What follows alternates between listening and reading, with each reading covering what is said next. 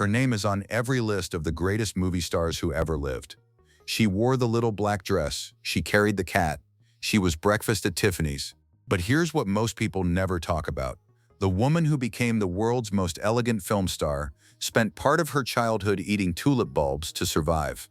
Before the Givenchy gowns, before the Oscars, before any of it, there was a little girl in Nazi-occupied Holland who was quietly running messages for the resistance while her country fell apart around her.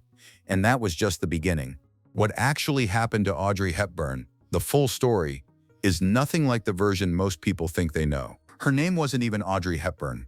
She was born Audrey Kathleen Ruston in Brussels on May 4, 1929. The daughter of a Dutch baroness and a British-Austrian father who had convinced himself he was descended from a Scottish earl.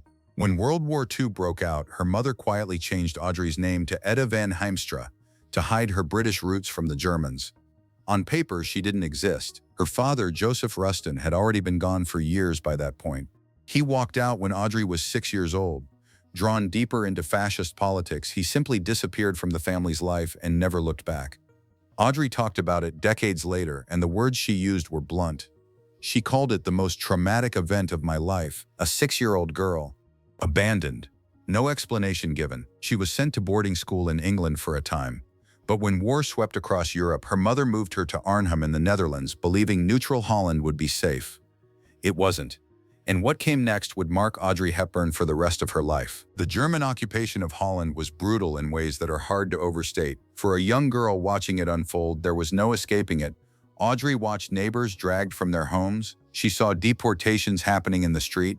Her own uncle was imprisoned and executed by the Nazis. That moment broke something in her mother too. Ella van Heimstra, who had initially held sympathies with the fascist movement, completely reversed course. The family quietly began helping the resistance, and so did Audrey, at 14 years old. She became a courier. She carried hidden messages to families sheltering Jewish people, slipping between houses in a city crawling with German soldiers. She also performed secret ballet recitals to raise money for the Dutch underground, performances in rooms with the curtains drawn, where the audience was strictly forbidden from applauding in case the sound carried outside. One wrong noise, and everything fell apart. Then came the Dutch hunger winter of 1944-45. The German administration cut off food supplies to the civilian population as retaliation for a Dutch railway strike. People were starving in the streets. Audrey's family was no different. They ate tulip bulbs to stay alive. She developed anemia, respiratory problems, and edema from malnutrition. Her body never fully recovered. The physical effects of those years, the restricted eating, the toll on her system, would stay with her long after the war ended. When Allied forces finally liberated Holland in May 1945, Audrey Hepburn was 15 years old, underweight, and quietly carrying more than most adults would ever face. After liberation, Audrey had one dream left untouched by the war: ballet. She threw herself into it, studying in Amsterdam first, then in London at the Marie Rambert School. But the people who ran that world looked at her and saw the problems immediately. She'd started too late. She was 5'7", unusually tall for a ballerina, and the years of wartime malnutrition had left her body too fragile for the demands of professional training. The career she'd dreamed about through every year of the occupation was quietly closed off to her, so she modeled. She took chorus roles in London's West End. She took whatever work came her way, including a small part in a 1951 film being made in Monte Carlo. That's where French author Colette spotted her. Colette had written a novella called Gigi and was on the hunt for someone to play the lead in the Broadway stage production. She watched Audrey on that film set for about 10 minutes, pointed at her, and reportedly said, "That's my Gigi." There was no screen test, no audition, just an immediate, instinctive certainty. Audrey was 22 years old and had never appeared on Broadway in her life. 6 months later, she was playing the lead in one of the most talked-about productions of the season. 2 years after that, she won the Academy Award for Best Actress for her first major film role, in Roman Holiday. She gave the Oscar speech in 1954, clutching the statuette and looking almost confused, like the whole thing might disappear if she held it too tight. From the outside, the mid-1950s looked like a flawless run. One hit film after another. Sabrina, Funny Face, The Nun's Story, the relationship with designer Hubert de Givenchy that would define her image for decades. Every magazine, every red carpet, every front page. But running beneath all of it was a private life that was quietly falling apart in ways the public never saw. On the set of Sabrina in 1954, Audrey fell hard for her co-star William Holden. He was one of Hollywood's biggest names, magnetic, charming, wildly attractive, and the feeling was entirely mutual. By all accounts, it was a genuine consuming love affair. They talked seriously about a future together. Audrey, who had wanted children more than almost anything else in her life, started talking about the family they'd build.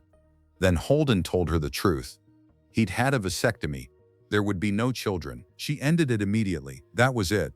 The thing she wanted most in the world, the thing she'd been denied by the war, by her father leaving, by everything, she couldn't have it with him. A few months later, she announced her engagement to actor Mel Ferrer at a party that, in one of Hollywood's more surreal moments, was held at Holden's own home, in his presence, with his wife standing nearby. Paramount had arranged it, apparently to neutralize any lingering gossip. Audrey moved forward. Holden never really did. He'd later describe her as the love of his life. Her marriage to Ferrer lasted 14 years and produced a son, Sean.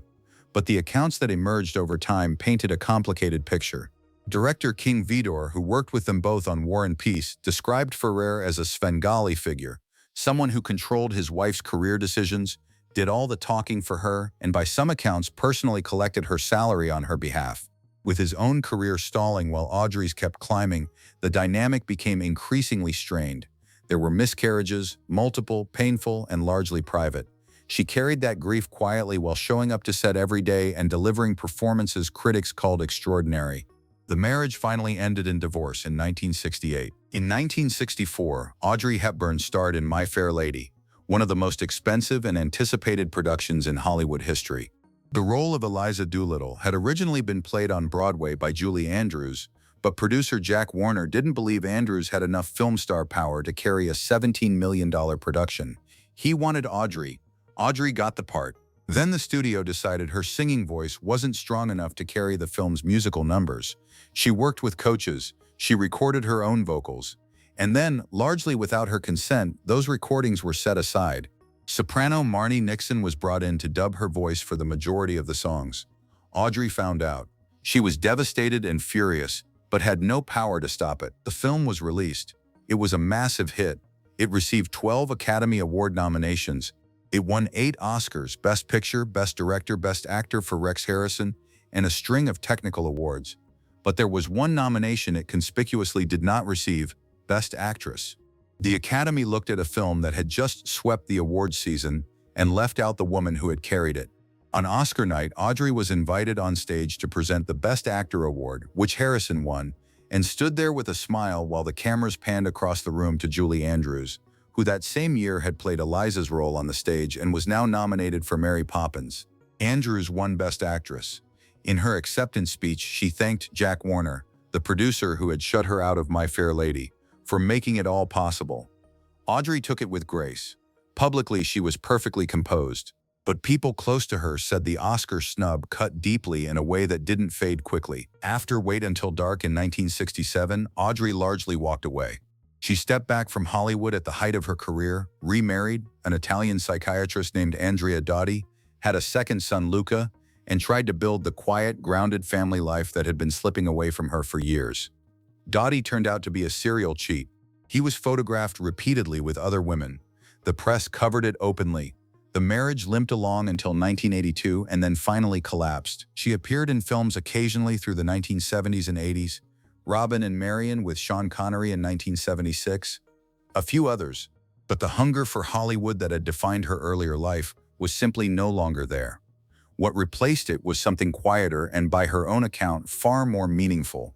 In 1988, Audrey Hepburn flew to Ethiopia on her first field mission for UNICEF, which would appoint her Goodwill Ambassador the following year. She arrived at an orphanage in Mekelle housing 500 children on the edge of starvation. She held them. She photographed the conditions. She walked back to the cameras and said, without any prepared statement, "I have a broken heart. I can't stand the idea that 2 million people are in imminent danger of starving to death." The reason she could say that with such raw certainty was that she had lived it herself decades earlier in Holland. She didn't speak about hunger from a distance. She knew exactly what that particular desperation felt like. Over the following years, she made more than 50 field missions to Sudan, Somalia, El Salvador, Bangladesh, Vietnam, Guatemala, trips that were uncomfortable and sometimes genuinely dangerous. She went anyway every time. In late 1992, Audrey began experiencing abdominal pain that wouldn't go away. She was diagnosed with pseudomyxoma peritoni, a rare and aggressive form of appendiceal cancer. Surgery was performed in Los Angeles, but the disease had already spread too far for any intervention to hold it back for long. She chose to go home. Her home in Tolochenaz, Switzerland, a quiet village she'd lived in for years, surrounded by her garden, her dogs, the kind of stillness that Hollywood had never quite offered her. Her two sons, Sean and Luca, were there. Her long-term companion, Robert Wolders, was with her. On January 20, 1993, Audrey Hepburn died in her sleep. She was 63 years old. The next morning, PBS broadcast the first episode of her garden documentary series, Gardens of the World. She won the Emmy posthumously. The Academy had already voted to give her the Jean Hersholt Humanitarian Award for her UNICEF work, an award she died the day before she could receive. After her death, her sons became locked in a legal dispute over her belongings, her clothes, her awards, her jewelry, her film costumes. The bickering over the physical remnants of her life dragged on for years. Here's what stays with you about Audrey Hepburn when you dig past the image. The little black dress, the pearls, the effortless grace, all of that is real. But behind it was a woman who had watched her father walk out the door at age 6, who had smuggled resistance messages through a city under German occupation, who had starved in a Dutch winter, who had her voice removed from her own film, who buried miscarriages and a failed marriage and a public humiliation that would have destroyed most careers, and who, at the end of it all, chose to spend her final healthy years walking into some of the most desperate places on earth to hold children she'd never met. She spent the first half of her life learning to survive, and the second half making sure other people didn't have to do it alone.